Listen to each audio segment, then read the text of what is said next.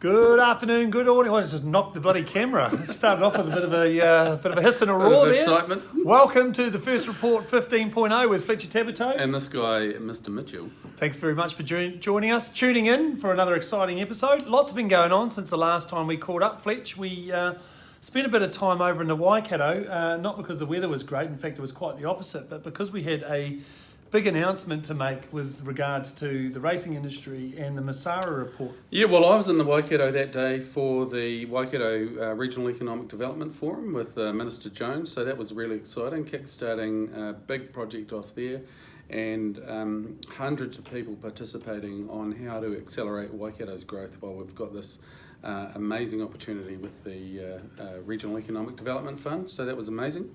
And then you were with Winston Peters later on that evening. Now, mate, tell us, what was that for? I was about as excited as three frogs in a sock jumping around with joygasms, waiting for the announcement. And I have to say, Winston kept that pretty close to his chest. When I did actually get a copy of the Messara Report, I was well impressed and spent the weekend reading it over and over again. Right. But, you know, it goes to show when you get the right people doing the right job, you can really get some positive outcomes. And so that's a nice segue. Well, what is the Messara Report? Because there'll be some people watching this who have no idea what you're talking about. So John Messara is the person who's pretty much single-handedly rewrote the legislation in New South Wales for racing and got the racing industry back up on its feet. Now, in New Zealand, we have been suffering for a long period of time of neglect. The industry is in a serious melee, struggling to keep its head above the water. And if we don't do something drastically to change that, we won't have an industry. No. And it's an industry that touches every corner of this country. 50,000 people directly and indirectly involved in the industry. Figures of between $1.2 to $1.6 billion a year that have been stagnated for so long. We need to get that potential. Now, I remember when Winston was the racing minister last time, there were some tax breaks, tax incentives, and he was kind of lambasted for that then. But what most people don't realise, and correct me if I'm wrong, but the very next year, in terms of sales and the tax take for government, the money was actually made back. And right? some. And some. Yeah, so, it's amazing when you let an industry get on with itself to actually look after itself, that the rewards are huge, not just for the industry, but for everyone. For all New Zealanders. Yeah. But just look, some quick points on outlining what the Messara Report really has articulated beautifully is that we've got too many race fields in this country at the moment. We've got 48. And Messara Report it's actually suggested we bring that down to 28. Now, I understand lots of consultation now on that with the industry. Lots of consultation. My gritted teeth is because I'm looking at you because unfortunately Rotorua didn't make the cut. Well, we'll be having that conversation with the industry and let's see how... Not everybody's going to be happy. No, exactly. Overall, that's the reality of it. Overall, the feeling is very, very buoyant and positive. There will be a few clubs that'll be looking to amalgamate with other clubs. Tauranga, on the positive side, has actually made the cut. Avondale's going to go and it's going to look at merging with Ellerslie, for example. So there are some really good synergies throughout there. But the other positive thing, which ties into the back end of the Provincial Growth Fund, is the 3 all-weather tracks that are going to be there. Pretty amazing. So, to have... Finally bring New Zealand into the modern age of racing, right? Absolutely. The amount of weather days that we miss out on every year, now we can actually have cost. All year round racing. So doubling the stake monies is another point.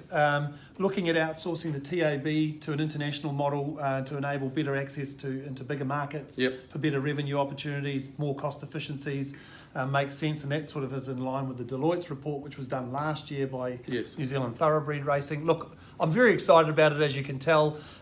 Please put your submissions in and get back to us. Now, well, I'm going to ask you, I think. I know you've just done a lot of talking on the racing industry, but I think we had a bit of a controversial night last night. We did. Young Derek Ball spoke particularly well and eloquently on New Zealand's first position on a referendum for the Maori seats.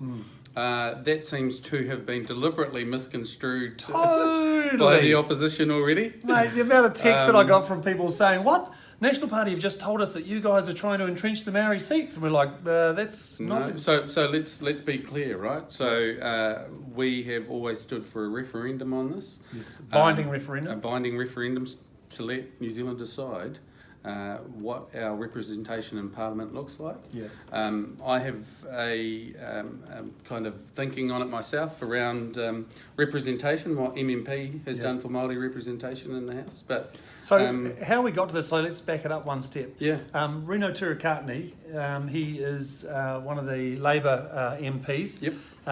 Who put in a private member's bill that was drawn out of the ballot to literally entrench the Maori seats. Now, Labour supported that, obviously. It was their bill. The Greens have supported it. And New Zealand First has supported it with condition. Now, this is the condition. And this is what was articulated yesterday by Derek Ball. That we will support this bill going through the House with the proviso that in the Committee of the Whole stage, a supplementary order paper or an amendment is placed into that bill, which is calling for a binding referendum a two-part binding referendum to either entrench the Maori seats or to remove the Maori seats in their entirety, which is something that we campaigned on. New Zealand just decide. Yeah. Right. We're very, very strong on that. In fact, we're the only party that actually stands by binding referendums. Let the people of New Zealand make the decision. I'm pretty sure we're the only party with that in our manifesto, binding referendum. So, anyway, we've probably gone on for way too long. Yep. So, look, thanks for tuning in. Thanks for tuning in. Good to see you, everyone. Same time next week. Hope Same so. Bat channel. See you, Batman. Bye-bye.